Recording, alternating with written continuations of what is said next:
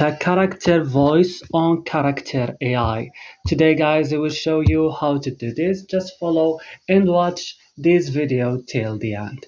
So first step, open your Character.AI and then guys, it will open directly here on chat page. Click on create.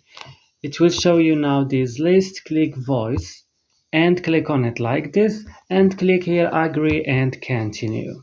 So right now, if you have already a sound, you click on upload sound. If you wanna record, click record. And yeah, click record here. Help me find what to say. Click record and click allow.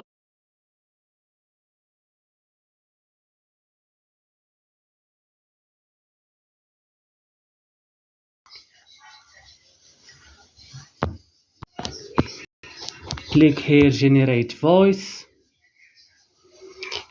And right now it's generated your voice. Join me in discovering the extraordinary in the ordinary. And right now click next. So click voice name, save voice, confirm and create voice. And that's all. Don't forget to like, subscribe and bye.